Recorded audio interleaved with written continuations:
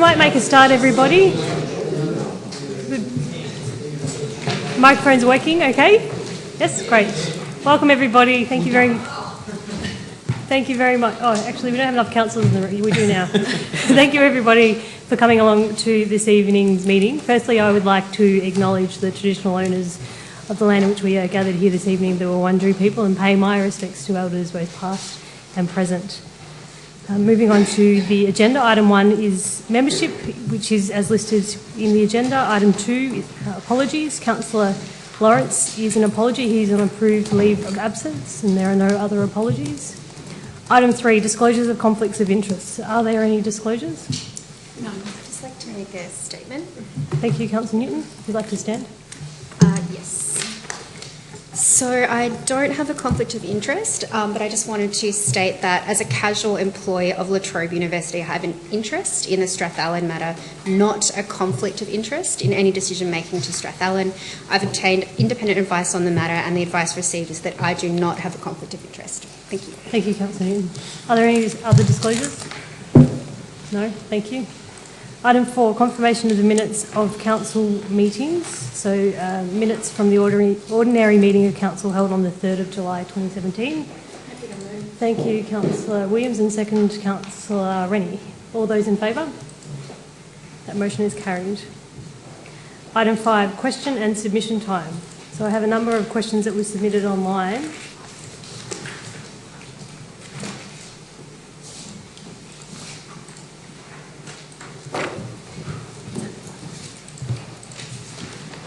Okay, the first question is from Frank Mangano. Are you here this evening and would like to read out your question? Would you like to read out your question? Or I can read it out. Okay. Yes. So your question is regarding vehicles that are parked 24/7 by businesses on Radford Road Reservoir. These vehicles are unregistered and have been parked on the road for quite some time. What is the council doing about these vehicles? So thank you for raising your concern with us. I've actually received another complaint from someone else on Radford Road about this issue. So we are aware that there are some vehicles in poor condition which have been parked along Radford Road for some months, and these vehicles have been noted to be correctly displaying the unregistered vehicle permits. This means that council is unable to take any direct action to move them. We do feel, however, that these cars are not using the unregistered vehicle permits as it was intended by the Road Authority, and on this basis we are currently writing to VicRoads seeking them to take any actions within their powers, and that we'll keep you informed of their response. Thank you. The next question is from Chris Erlandson.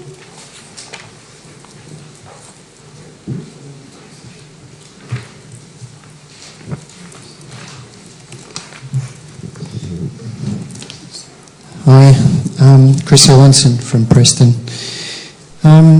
In February this year, Council unanimously refused the Stage 1B and 1C of the Preston Market development and the planning applications for the redevelopment of the Preston Market.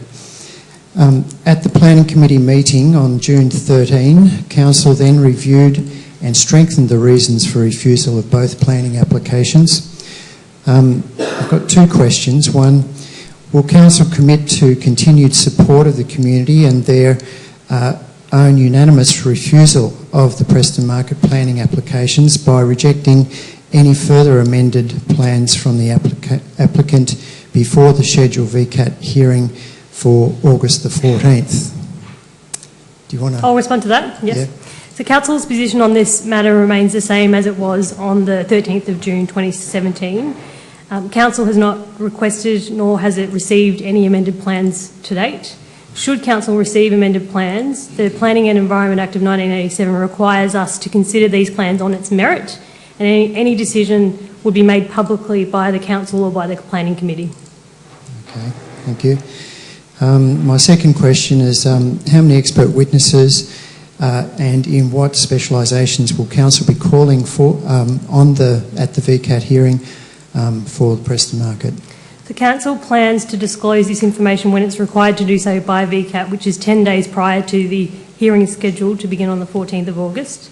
To release this information any earlier would be prejudicial to Council's position of opposing the grant of the planning permit.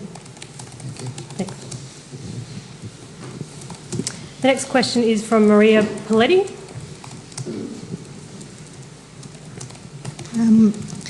Good evening, councillors. Maria Paletti from East Preston. I'm going to quote a report from the Leader newspaper of July the 13th, where Leader can reveal that Darebin Council reached an agreement with the developer to proceed with the permit, with 15% of dwellings reserved for affordable housing according to sources with knowledge of the meeting, and that relates to the Preston Market Compulsory Conference meeting. Will Council collect the record and admit that they have not yet and will not accept the outcomes of the compulsory conference or reach an agreement with the developer? And will Council reassure the community that this leak aimed at undermining the fair go process for objectors did not come from any council representative? So I've been advised that Council should not make comment about these matters as they are subject to a potential criminal investigation, and noting that any details relating to the compulsory conference at VCAT are strictly confidential. So I'm also bound by that confidentiality and cannot make a comment on the reports, because I would be confirming or denying either way. Question 4 is from Laurie Ann Sharp, who isn't here this evening, so I'll read out her question. On July 13th, the Leader newspaper reported, and I quote, "Leader can reveal that Darebin Council reached an agreement with the developer to proceed with the permit with 15% of dwellings reserved for affordable housing is bold, according to sources with knowledge of the meeting."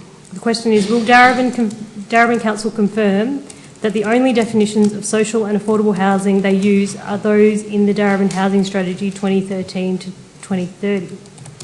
And the response from Council is that the Darebin Housing Strategy 2013 to 2030 and the Responding to Housing Stress, a Local Action Plan 2013 to 2017, provide clear and specific definitions of social and affordable housing, and both of these strategies are currently being reviewed, but those are the definitions that we would use for affordable housing.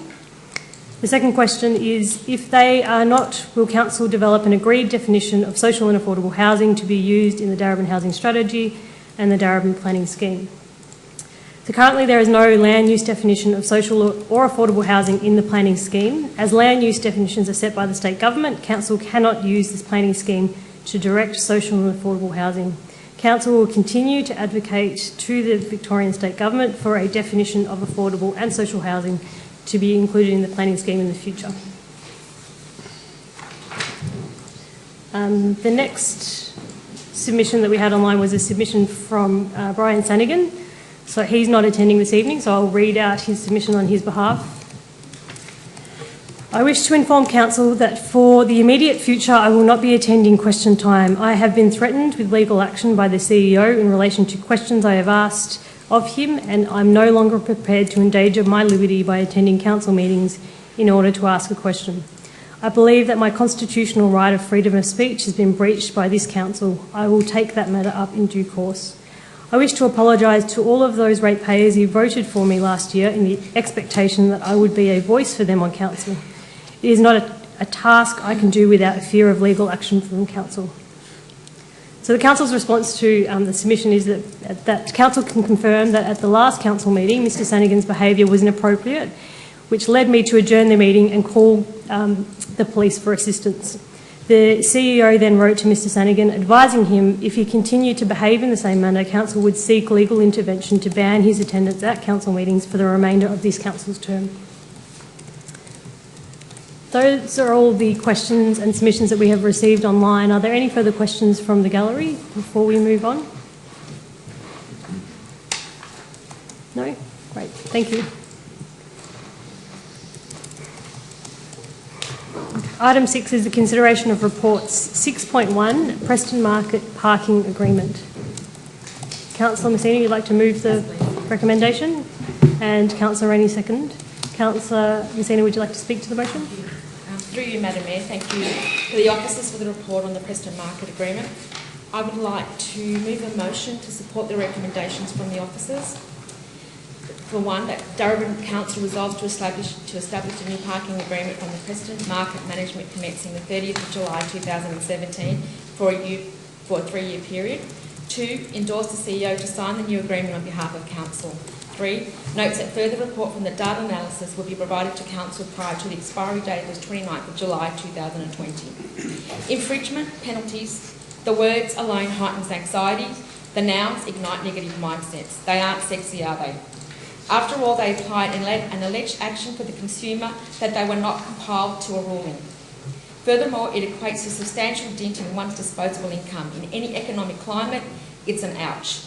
Infringements penalties are negatives. Loss of some monetary value are negatives. In mathematical terms, a double negative sometimes can equal a positive. So what are the positives? Let's start with the results from the data collected. It can generate a huge $300,000 per annum. That's the equivalent of $900,000 for a 3-year period. $900,000 for services for Darebin residents and ratepayers. We all know about the teething problems and the community outrage fostered by the new parking machines introduced by the Preston Market Management. Let's put that aside for a moment. Back to the positive. Preston traders need consumers flowing in and out of their shopping precinct. They are requirements to generate greater revenue for them. Not implementing a parking fee could equate to vehicles parking all day in the precinct, making allocated spots, reducing flow, reducing revenue. Preston Market Management could have introduced a private business to issue notices. The income could have diverted to a third party. That's a $900,000, a potential $900,000 diverted elsewhere. Positive, it's a revenue for the City of Darebin. The equation is simple. Ensure that machines are user-friendly for its multicultural shoppers, follow the parking requirements, and infringements will not be reissued. Thank you. Thank you, Councillor Messina. Councillor Rennie? In support of the continuation of the agreement, I'd like to say that this is actually necessary for the traders so that they can have parking turnover which enables enough people to come into the market and to be able to benefit from car parking on site. In the absence of any enforcement, commuters will park there all day. Traders won't have people who are able to use the space for shopping. So really I think a sensible and user-friendly parking regime is one that will be of benefit to the Preston Market traders, and as Councillor Messina said, no one need pay a parking fine if they park legally and within the allocated time. 2 hours I think is enough time for most people to use the market, and there is provision for people to park for up to 4 hours for a fee. So I think that this is a sensible way to proceed moving forth, and something that we've had to look long and hard at what we've done in the past and how we make sure this is a measure that is very user-friendly for our diverse communities, that doesn't disadvantage anyone. That's been part of the consideration in coming up with the measures that are in place, the signage being accessible to everyone, and making sure that everybody who goes to shop at the market can access a parking space. Thank you. Any further speakers? Councillor McCarthy. Just if I may, just a question, and I did briefly confer with our CEO before this, but I just wanted to get clarification. Can Council allocate where the revenue from this venture might go? Is that within our powers at this stage? Well, it is, Madam Mayor, except to say the budget you've adopted doesn't do it. I can't think of any monies that we hypothecate and collect and say, well, that's for that and that's for that. It's sort of like it's called piggy bank accounting. You know, you put the coins for what you're saving up for in one piggy bank and the coins for another task in another piggy bank. But you could do it. And we've probably got expenditures in the vicinity of the market over the next 3 years, which way exceed that kind of revenue. So it would be worth taking a look at, just so we can point to a collection and a benefit. Thank you. In that case, can I just propose to the mover and seconder a fourth point, which would be receives a further report on options for where expected revenue of $300,000 per annum should be allocated. Councillor Messina, do you accept that? Councillor Rennie? Happy with that. Thank you. You've got that written down? Yep, thanks. Would you now like to speak? Look, I take it as very much having had a second look at the report and hearing Councillor Messina's comments. And I just want to also, before I do speak to that point, just say how great it is to have ward councillors that are prepared to speak to these sorts of issues, because, and we've seen this on a range of issues where our ward councillors have taken the leadership on these sorts of issues and actually said, you know, this is something that we don't like having to do, but we need to actually have a parking regime in place to ensure that people can actually get a park. And otherwise you have people overstaying extended periods of time. So no one likes parking fines, and obviously, as Councillor Rennie pointed out as well, it's one of those sorts of things that if you obviously don't overstay, then it's not a problem. An interesting question though is whether we could actually peg the revenue from this to another outcome. If that's something to do with the market, then that would make sense. I don't want to speculate on what that should be. I think that requires a bit more thought and discussion, but I think that's the sort of thing which we can try to find a positive out of what is a regulatory activity that we have to undertake, and therefore how do we turn that into a positive outcome for our community more generally. So I just would commend the mover and seconder in terms of explaining why we are considering proceeding in this path, but also flagging that we should have a discussion about where that money should go. And that's something that requires a bit more rigour. Thank you, Councillor McCarthy. Are there any further speakers? There are no speakers. If not, I'll put that to the vote. All those in favour? Motion is carried. Item 6.2, Proposed Governance Local Law 2017. Thank you. Moved by Councillor Rennie and second Councillor Amir. Councillor Rennie? Thank you. This is a proposal that would see the new local law go out to community consultation, which is a statutory process that's required in order to put in place a new local law. The previous local law was passed in 2013, and it is a requirement that councils review, each new council when elected reviews the local law. So there's nothing particularly exceptional in this, except that the local law regulates the conduct of these meetings, the election of mayor and deputy mayor, and various other matters that mean that council runs smoothly and that council business is conducted in an open and transparent way. And I think that's something that we all want to see happen.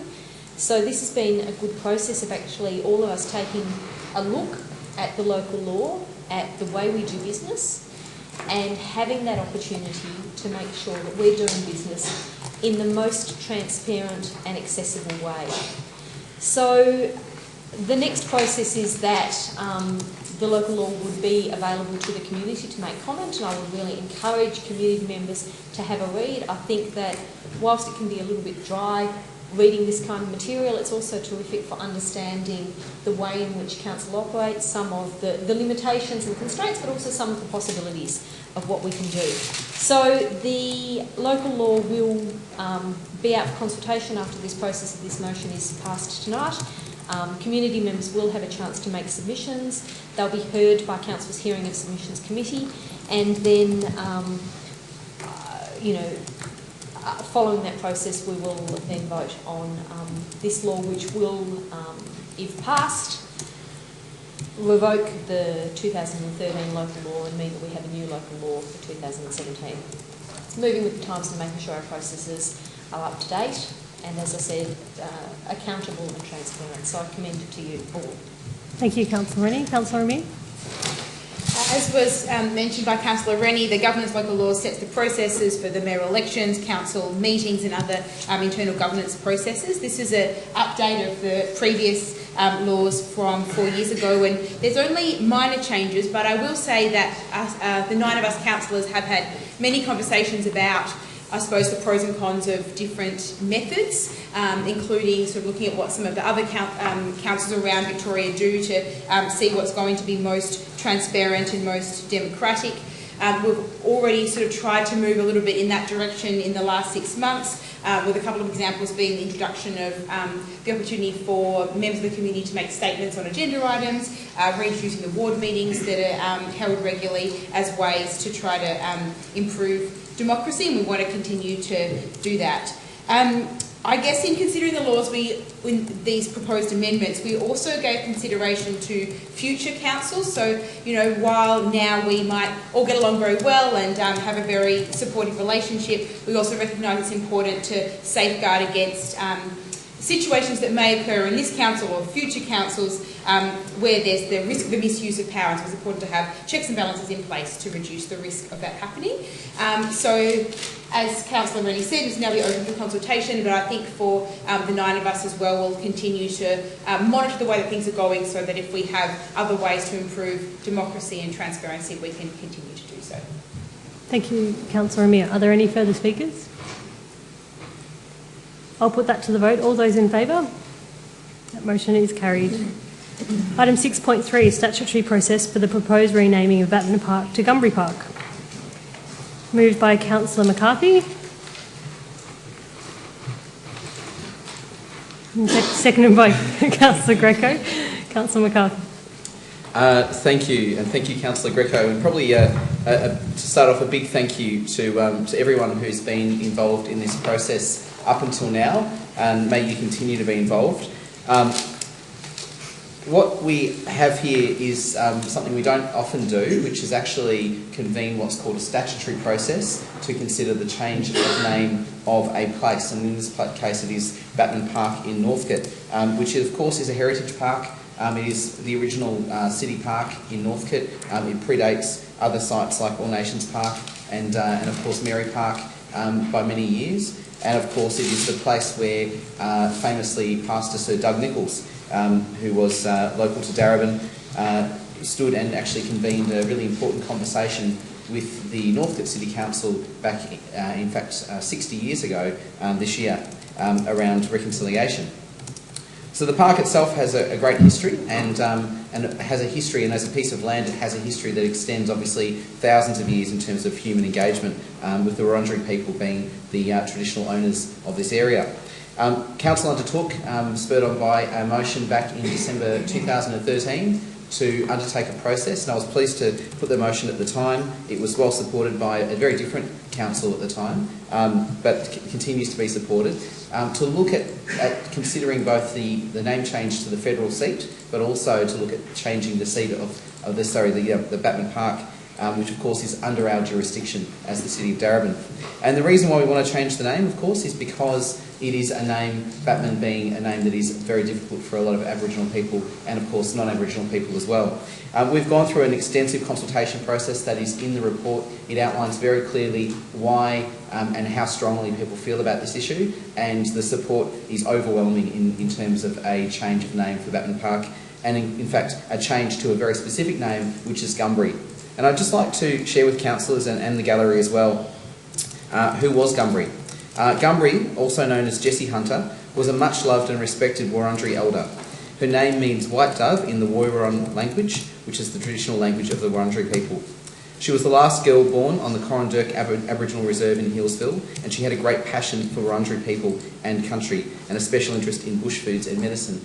And with speaking with some of both Jessie Hunter's descendants and family members who continue to live and have an involvement in the City of Darebin and this area, it's understood that Jessie actually played around the Batman Park area. So it's quite an apt naming to name this park after someone who in fact had a direct personal connection, but also a connection to the oldest living civilisation. 10 seconds. So with this as the statutory process, we encourage our community to make submissions, and hopefully the process sees the name supported at the other end of the process. Cheers. Thank you, Councillor McCarthy. Councillor Greco. Thank you, Mayor.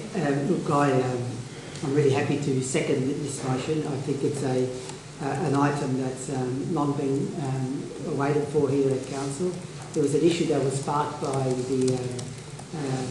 that was brought to us by the Aboriginal local community in terms of the renaming of Batman Park. Council has listened, and Council has actually followed through to try and actually realise that potential of changing the name of Batman Park.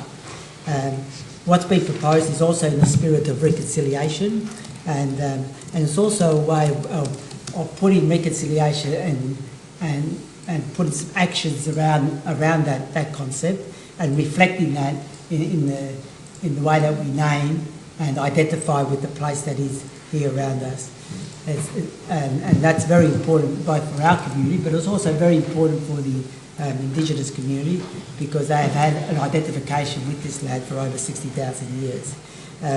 It's interesting to note that in the report, we have meticulously gone through a consultation process and that there's overwhelming support for the name change. In fact, 83% of the people that have been consulted, and there's been wide consultation, have supported the name change.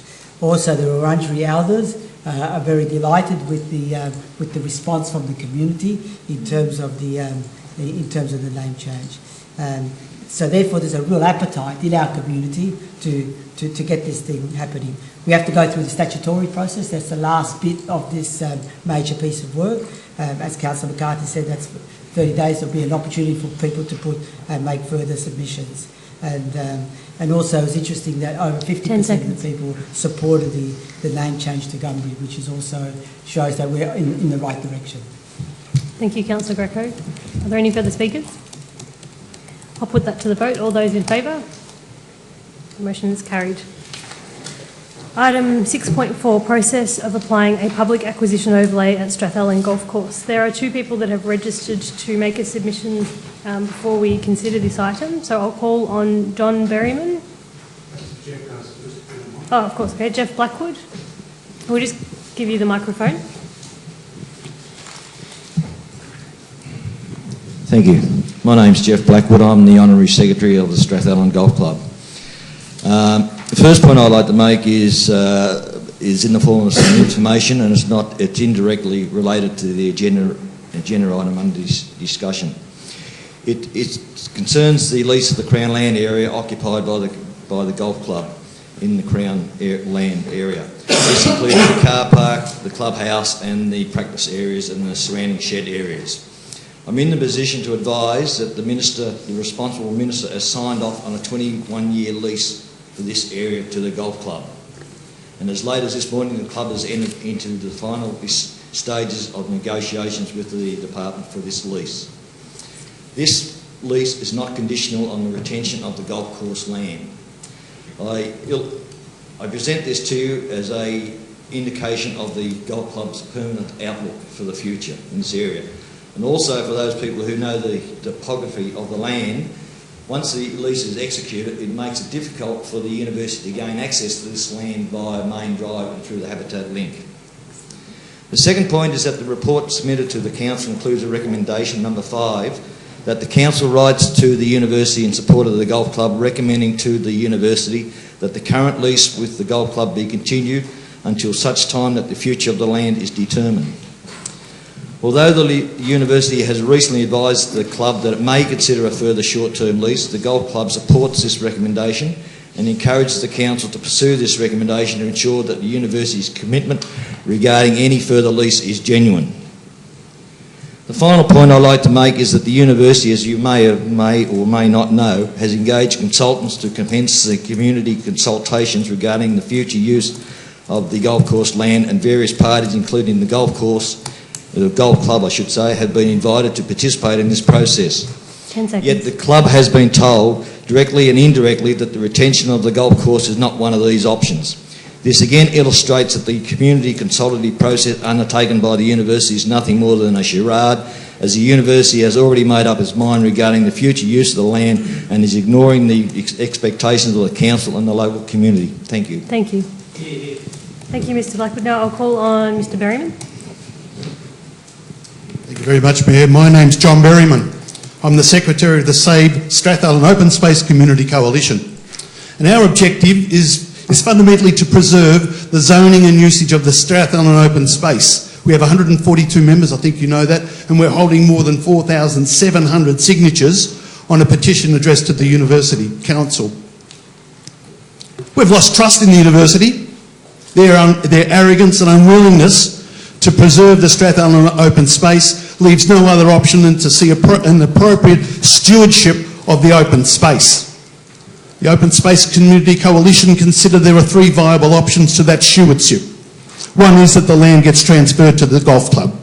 The second is that the Darebin City Council compulsory acquire the land. The third is that the state government would compulsory acquire the land. So they're the 3 options. We would expect each option to have the appropriate zoning and conditions in place that should have been there 20 years ago. Look, we're very grateful to the Darebin Council. and to Colin Brooks for the commitment they've shown to date, particularly in the motion in February and June. And I want to say thank you. These motions passed in February and June heartened us and have genuinely assisted in our campaign, and I genuinely thank you. But we're looking for more. There are many aspects of the report presented tonight that we've found disappointing, but I don't want to focus on those. I want to look forward. I contend that the recommendations 3 and 4 on page 18 of the agenda do not go far enough to satisfy our joint objectives. I'm concerned that such letters could be rejected or ignored. The result would enable the council to say, oh, we've done it, and then the whole thing would stop. 10 seconds. I've noted that the process to gain public acquisition overlay on page 20 of the agenda also noted the paragraph that says it's important to note, and I'll let you read that bit because I want to say, I would propose that this research should commence immediately. We at the Strathallan Community Coalition are more than willing to work with the council to prepare the necessary reports, with historical information and some skills available that may provide assistance if required. Thank you, that's time. Thank you to both of those who submitted to us this evening. Now we'll consider the item that is before us. Would someone like to move a motion? I'd like to move an alternate motion. Thank you, Councillor Newton. Have we sent it through? We'll put it up on screen? Yep. Yes, I've sent it through. It's on the screen. So just give people time to read it, and Councillor Greco is happy to send it. We'll just give a moment for people to read it.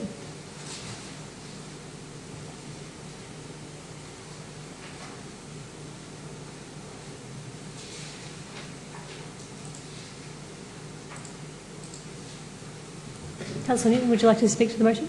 Yes, thank you, Melissa.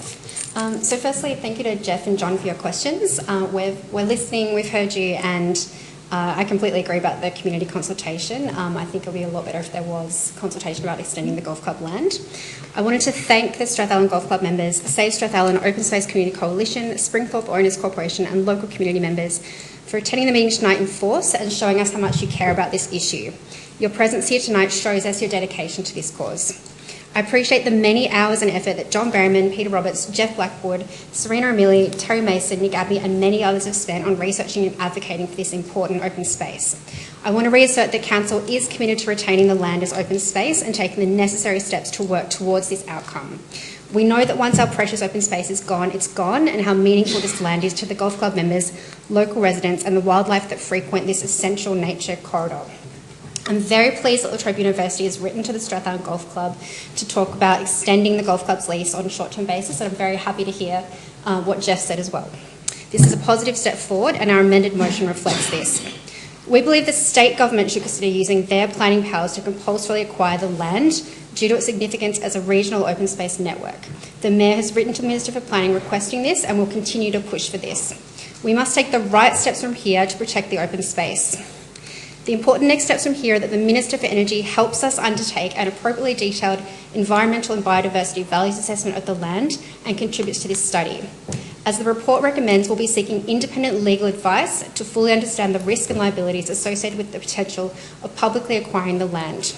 There will be more resolutions on the Strathallan open space following this values assessment of the land and the results of the independent legal advice. We'll continue to work with the Strathallan Golf Club, Save Strathallan Open Space Community Coalition Incorporated, the Springthorpe Owners Corporation and local community members to do everything we can to protect this land.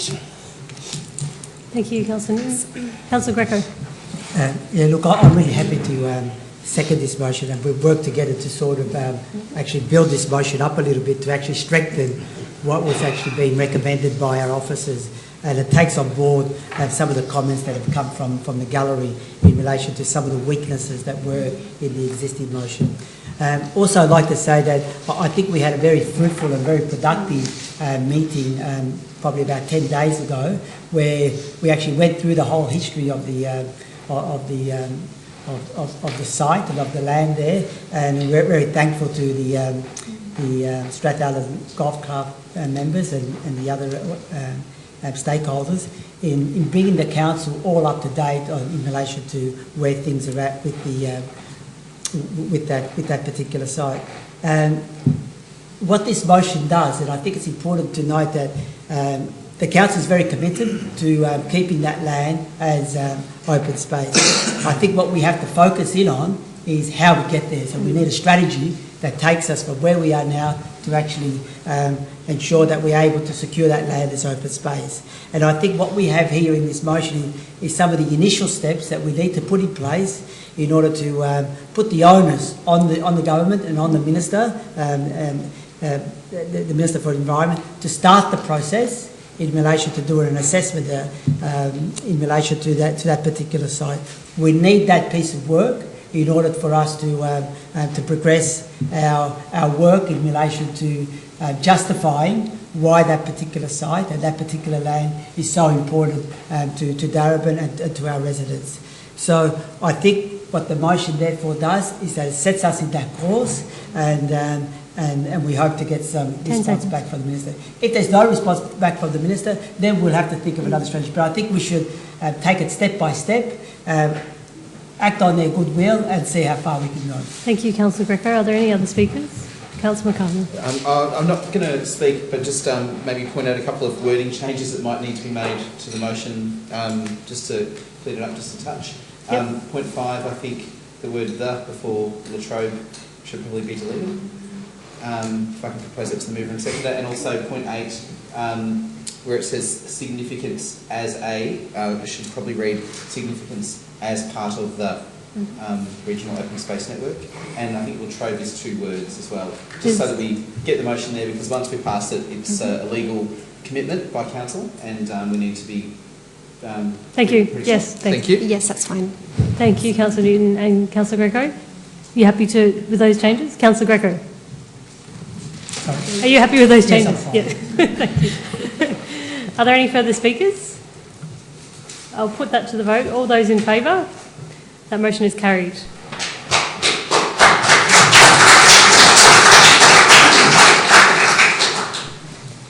We'll move on to the next item.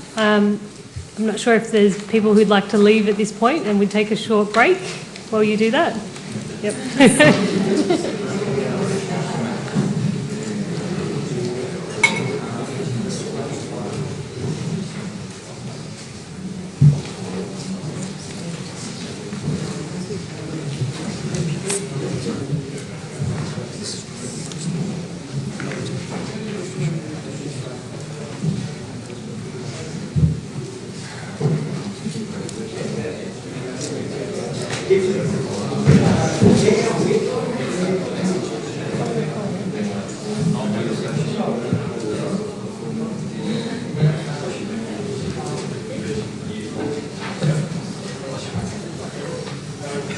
We have no one left.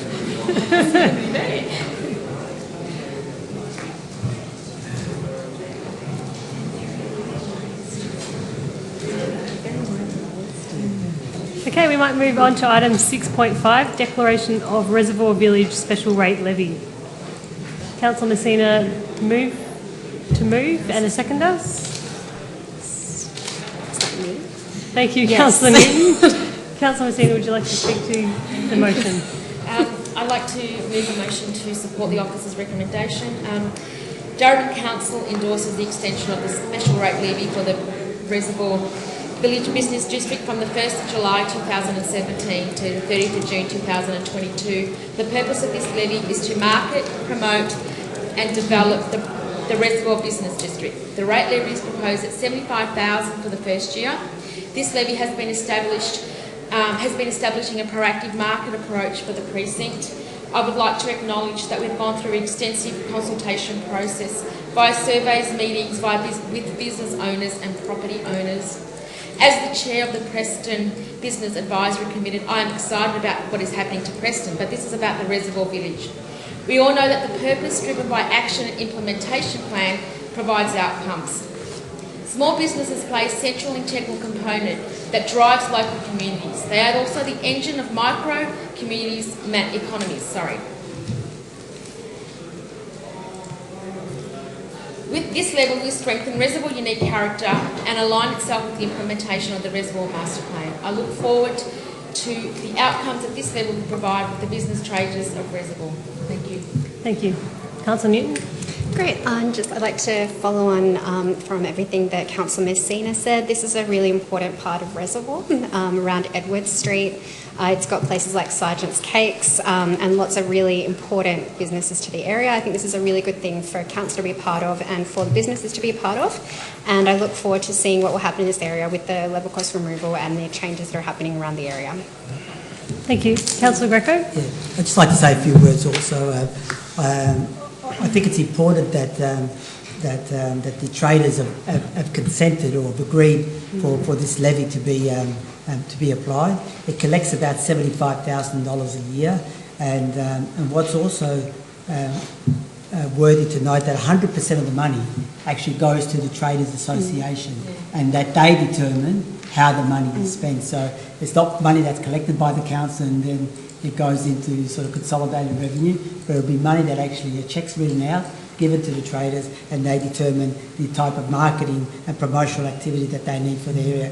I think it's important at this particular juncture is that Reservoir is undergoing a lot of change, particularly the business district in that area, and we're going to see over the next few years where there's going to be the removal of the rail crossing and the reconfiguration, hopefully, of the junction, and creating a bit of a heart, a bit of a soul there in the centre of Reservoir, linking both the Edward Street with Broadway. So this money will be quite... there'll be an opportunity to spend this money in terms of promoting the area because of all the changes that are actually going to be taking place in the near future. So, and also it's important to note that there have been no submissions, no negative submissions in relation to the raising of the special levy. So everyone seems to be on board, and I look forward to the outcome of the expenditure of this special rate. Thank you, Councillor Greco. Are there any further speakers? I'll put that to the vote. All those in favour? That motion is carried. Item 6.6, John Cain Memorial Park Master Plan, endorsement to commence community consultation. Moved by Councillor McCarthy and seconded by Councillor Rennie. Councillor McCarthy. Thank you, Mayor. I'll keep it brief. This is essentially the consultation process that we'll be undertaking for something which is very timely given the enormous amount of investment we're planning to make at John Cain Park over coming years with the multi-sport stadium. Of course, it's not only the multi-sport stadium that exists there, but a range of other sports facilities. And so it is timely to undertake a master planning process for John Cain Park to think about how we best use the space, how we best work the arrangements between different tenant clubs and groups, and of course ensure that we're continuing to develop that site as a place that is inclusive and reflective of the changing sports and recreation activities that our community desires. With the growth in obviously indoor sports such as basketball and netball over coming years with the multi-sport stadium, that's going to create and necessitate certain changes to the site, including entry and exit points, parking provision and other facilities. It also requires us to think a little bit differently about how we use space on site whilst retaining the green open space components as well. So I don't want to preempt the consultation outcomes because that is the whole purpose of this report, which is to start that consultation process. But there is already intense interest and great interest from tenant clubs and other users of the site about how they can be involved, and some really interesting proposals have already been floated with councillors and officers about ways of reconfiguring John Cain Park to get the best possible sports and recreation outcomes to the widest range of people. So I think this is really exciting, and once again it is the beginning of a consultation process. By signing off on this report tonight, we get that ball underway, that underway, and of course there'll be a report coming back to us once we've undertaken the main consultation process, and about the way forward will be identified through that report. So I'll leave it there. Thank you. Councillor Rennie.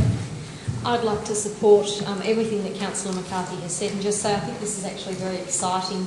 Many members of our community have been waiting a very long time to see something happen in relation to a multi-sport stadium in this part of Darebin, and this is a very concrete step towards seeing something be realised on the site.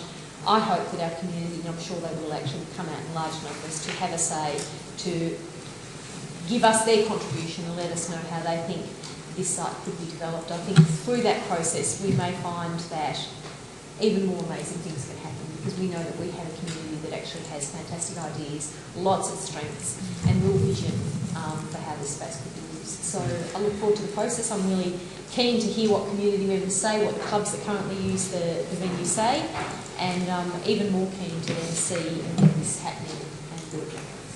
Thank you, Councillor Rennie. Are there any further speakers? I'll put that to the vote. All those in favour? That motion is carried. Item 6.7, Sub-Regional Indoor Sports Needs Analysis Report. I'm happy to move that, Mayor, and I have I have an amendment Okay. that I'd like to propose to the councillors. There's the motion that's being moved by Councillor Greco. Is there a seconder for that? Happy to second. Thank you, Councillor Newton. Councillor Greco. Okay, very quickly, in relation to this particular item, there's been a report that's been done in relation to assessing doing a needs analysis in relation to indoor sports in the northern area. Really welcome this report because as we've identified that indoor sports in and across the city of Darebin, there is a deficiency in terms of facilities, and that and also it's compounded by the fact that the participation rates in Darebin in relation to indoor sports is much lower than the Victorian average. So having this needs analysis is quite opportune, so that we can not only increase the amount of indoor sporting activity in the southern part of our city, but we also have an opportunity to increase it in the northern part of our city. Now, just have to outline a few points about this. Is that this is an initiative that's been promoted by La Trobe University, where they're thinking of putting 6 indoor stadiums in the Bundoora area. It's also linked with the Banyule Council, and also will have links, obviously, with the Whittlesea Council. So, so whilst La Trobe University has been under pressure most recently from the community, but this is a good news story for them in terms of trying to promote the indoor sports and increase the actual infrastructure for that to take place. The last part of the second point in my motion talks about how Darebin Council would need to quickly enter into a dialogue and into discussions with La Trobe University in terms of how to ensure that those indoor sporting facilities that La Trobe University is thinking of establishing can be put also to community use. We would understand, obviously, that their students would have a call on those services, but I'm sure that we could work out some arrangement with La Trobe University that to make those facilities available to the wider community.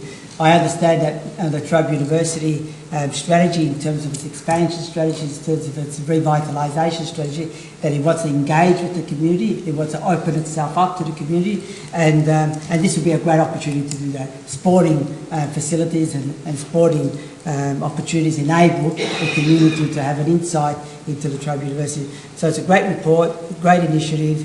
We're able to increase sporting facilities in the north and generally boost up the participation levels of our community in relation to those particular sporting activities. Thank you, Councillor Greco. Councillor Newton.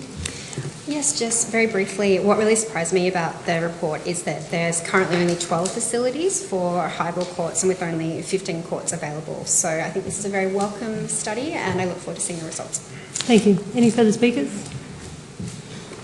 If not, I'll put that to the vote. All those in favour? Motion is carried. Item 6.8, Darebin Aboriginal and Torres Strait Islander Employment Strategy and Action Plan 2017 to 2021. Thank you. Moved by Councillor Rennie. Happy to second. And seconded by Councillor Newton. Councillor Rennie. Thank you. I'm really delighted to stand and speak in support of this strategy. I think it's very timely and perhaps it's even overdue, because a business as usual approach is not good enough. It's not achieving the kind of Aboriginal employment outcomes that we would like to see in our municipality. And if we're serious about closing the gap and about reconciliation, then what people actually need is jobs and meaningful opportunities for economic participation. And I've had the real privilege, I suppose, over the last 9 years of working at Banyule Community Health Service, where when I began there wasn't many jobs that were held by Aboriginal people. And I saw in action a concerted attempt to actually rectify that.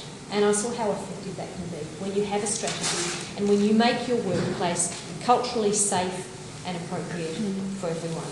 And as a result of that, over 3% of the workplace being in community health is now Aboriginal and Torres Strait Islander. And I look to a day when we achieve an outcome even better than that at Darebin City Council, because I don't believe we can be genuine about reconciliation unless we do what's actually required, and that is ensure that people have access to economic opportunities and to the benefits of the sort of general wealth creation that we have in our community, because we are a very wealthy and very fortunate community for many, and that's not to discount those people who don't experience that. But we really want to make sure that there's not some people in Darebin who miss out, and at the moment Aboriginal and Torres Strait Islander people do miss out because they're underrepresented in employment. So the strategy that we have before us has several key objectives. Objective 1 is to create a culturally safe workplace. Objective 2 is to attract, recruit and retain Aboriginal and Torres Strait Islander employees. Those objectives have an internal focus. That's about council as an employer and the workforce that we have here. The third objective is external. It's about actually trying to strengthen the employment opportunities that are for Aboriginal people in the wider community. And the objective there is to strengthen procurement investment in regional Aboriginal and Torres Strait Islander businesses and promotion of local employment opportunities. We've begun at Darebin with the employment of an Aboriginal employment officer. I think that is a beginning, but I think as an organisation we actually have to heighten our readiness and our understanding of what's required to have a strong and vibrant Aboriginal workforce. And I just know from a few years ago when the reflection was made about someone who'd been given a job at Banyule, and another employee said you should have seen him, the look on his face, the confidence with which he stood, the outlook and the appearance, and everything about this person had changed overnight because they had gained employment.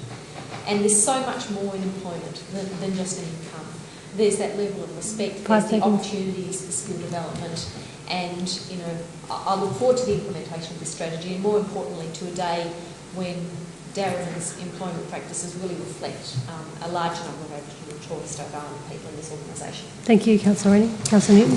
Thank you. I'm very happy to support this motion. I think one of the highlights of being on council so far is being been on the Aboriginal Advisory Committee with Councillor Rennie and Councillor Greco, and also attending a lot of NAIDOC Week activities very recently where I've been able to see really positive, ambitious Aboriginal and Torres Strait Islander people. We've got one of the biggest communities we've got one of the biggest local government areas and one of the biggest Aboriginal and Torres Strait Islander communities in the state, and I think that our workforce should represent that.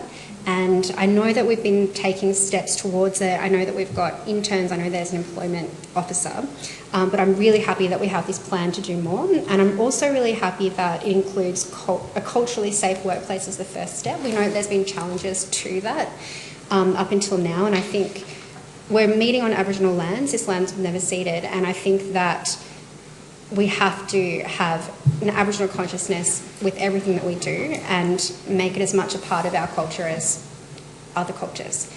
So I'm very happy to support this plan. I would really like to see that the employment for Aboriginal and Torres Strait Islander people goes beyond low-level positions. I'd like to see more Aboriginals in leadership, and I'd like to see Darebin become an absolutely culturally safe workplace for all Aboriginal and Torres Strait Islanders and other members of different communities. Thank you. Any further speakers? Councillor Greco. Yeah, look, I want to say a few words in relation to this. I think it's a very significant project that the council is embarking on or continuing on. I remember many years ago, my first few years on council and being on the Aboriginal Advisory Committee, and I remember the Indigenous members on that committee saying that if you really want to help our community, we've got to create jobs. Thank you for all the symbolism, and we do a lot of that, and it's got its place. But where it really counts is in terms of providing employment and providing real outcomes that actually impact on people's lives and actually change people's lives. I think that's why I think that this is a great initiative, because it's a very articulated plan that doesn't just say we're going to try and employ more Indigenous people, but actually provides a roadmap of how that will actually take place and how that will actually work its way through the system.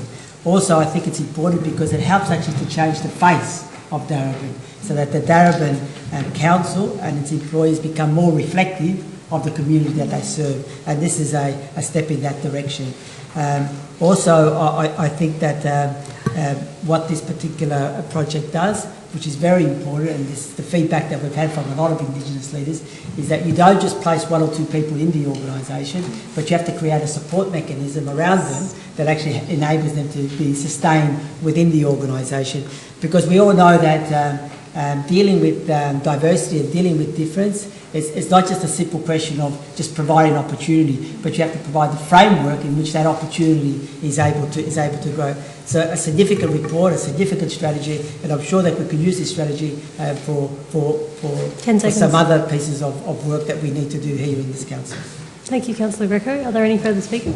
Councillor McCarthy. Thank you. I support everything that's been said. I think it's also really important for those people in our community that aren't aware of why this is an important piece of business for Darebin, apart from what has been said. You actually just need to look at the numbers, and they're contained in the report. Darebin is actually home to over 3% of Victoria's Aboriginal and Torres Strait Islander population.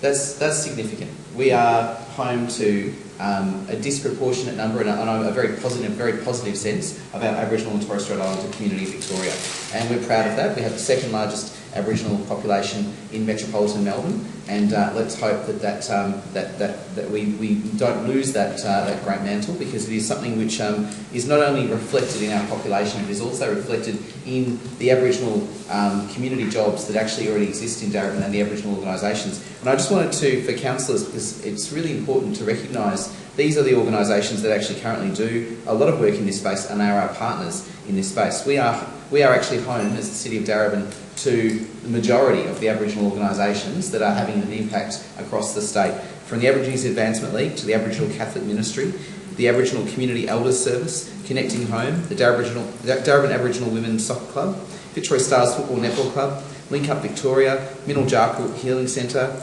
Secretariat of National Aboriginal and Islander Childcare, Songlines Music Corporation, the Victorian Aboriginal Childcare Agency, the Victorian Aboriginal Community Services Association, Victorian Aboriginal Education Association, the Victorian Aboriginal Health Service, the Victorian Aboriginal Legal Service, the APRA Children's Service Cooperative, Yorta Yorta Netball Club, and 3K&D Cool and Deadly Radio. That is a roll call of excellent organisations doing extraordinary work, 10 seconds. And our aspiration should be to count ourselves amongst them from now on into the future, and that's what this strategy does. Thank you, Councillor McCarthy. Are there any further speakers?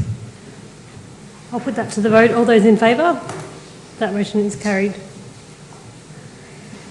Item 6.9, Community Submissions Training Workshops.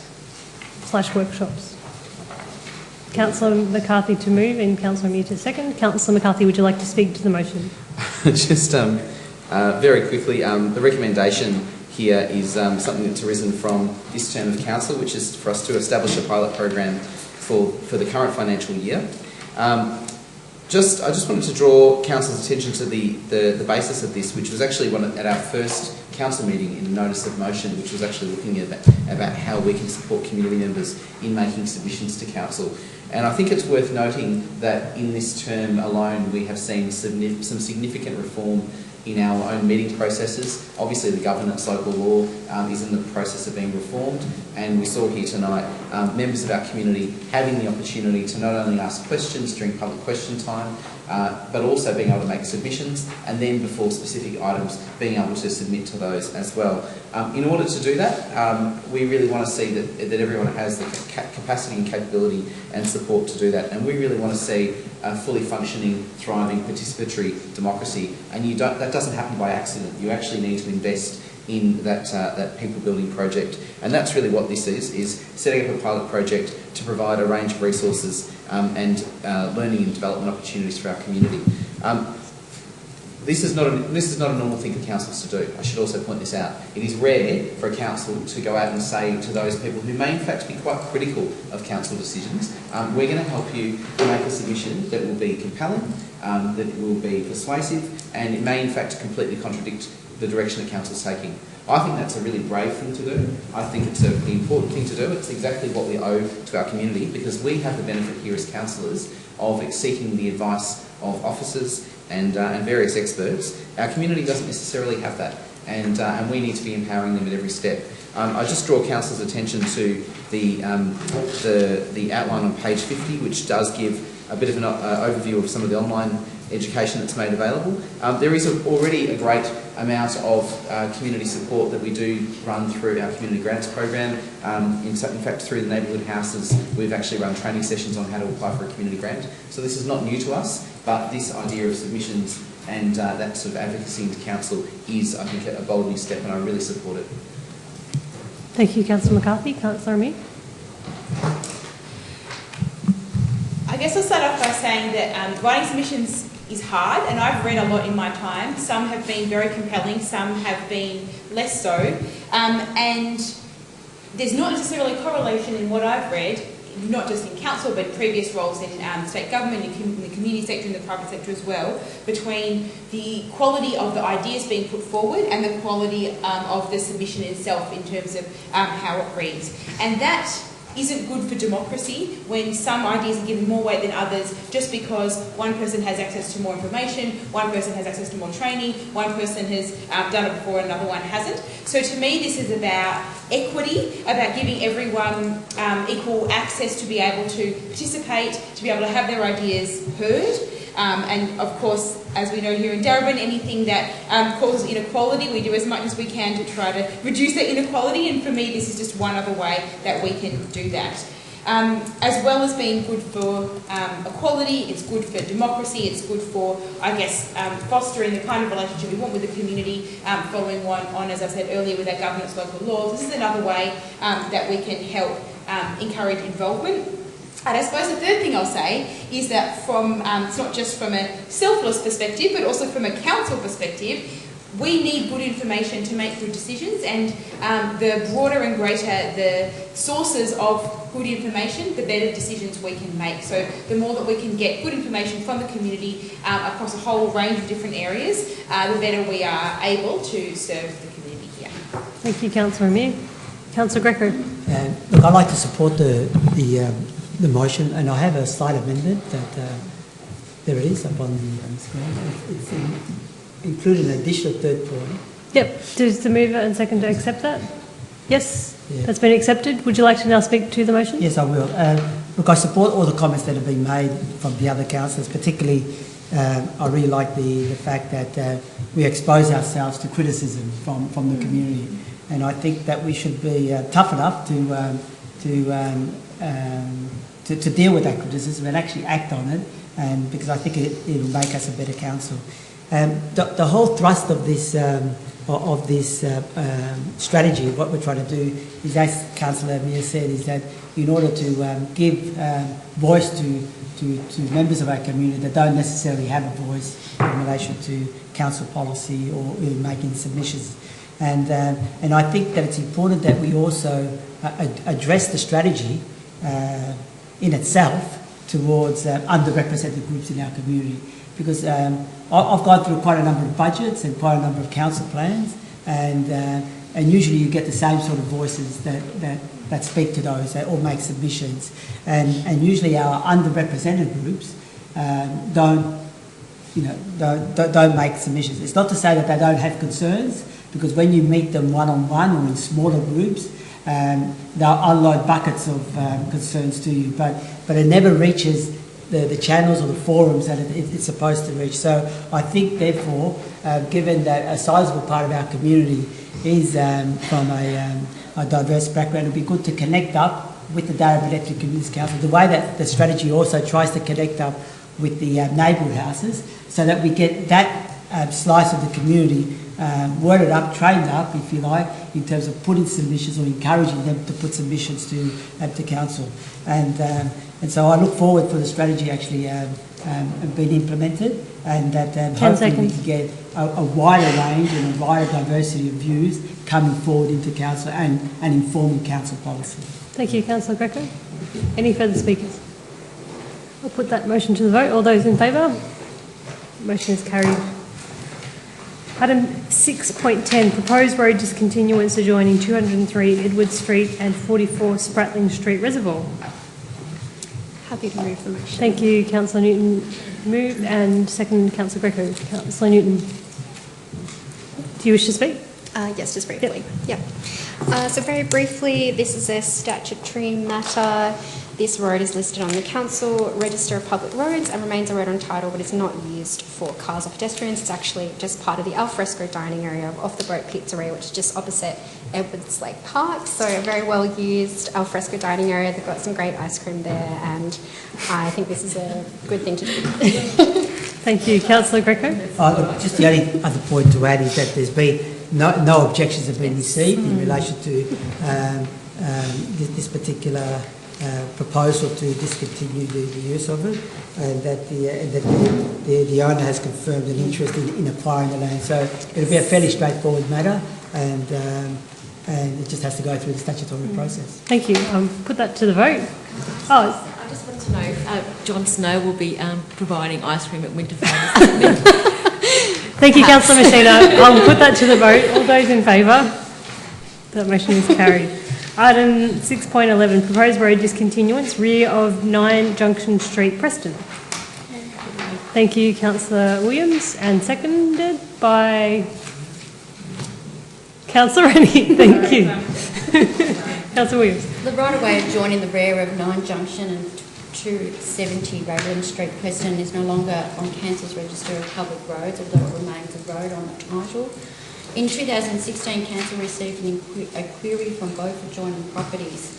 The initial investigation identified that the right-of-way appears to have been enclosed with the property boundary of 9 Junction Street, Preston, for many years. Council has commenced, or will commence, the statutory procedures to potentially discontinuance of the road under the Section 206 Clause 3 of Schedule 10 to the Local Government Act of 1989. To give public notice under Sections 207A and 82A and 223 of the Act in the Government Gazette and Council website, to state if discontinued, Council will proceed with the selling of the land to the adjoining property owners by private treaty. There's been no objections. Thank you, Councillor Williams. Councillor Rennie? Nothing to add. Thank you. I'll put that to the vote. All those in favour? That motion is carried. Moving on to item 7, consideration of responses to petitions, notices of motion and general business. There is none. Item 8, notices of motion. There are none. Item 9, urgent business. Is there any urgent business? No urgent business. Item 10, general business. There is none. Item 11, petitions. Are there any petitions?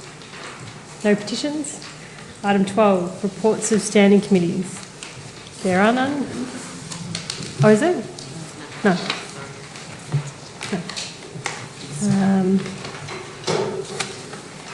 Sorry, I have to... Okay. Item 13, records of assemblies of councillors. 13.1, assemblies of councillors held. Thank you. Moved by Councillor Messina and seconded. Thank you, Councillor Mir. All those in favour? That motion is carried. Item 14, reports by mayors and councillors. They should be in front of you there. Is there a mover? Happy to move. Thank you, Councillor Williams, and a seconder. Thank you, Councillor McCarthy. All those in favour? That motion is carried. Item 15, consideration of reports considered confidential. 15.1, replacement of synthetic soccer pitches at DISC contract award. Move that we move into camera. Thank you, Councillor Rennie, and seconded by Councillor Greco. All those in favour? That motion is carried. Thank you to those in the gallery who have stuck through to the end. We're now moving to a confidential item on the agenda.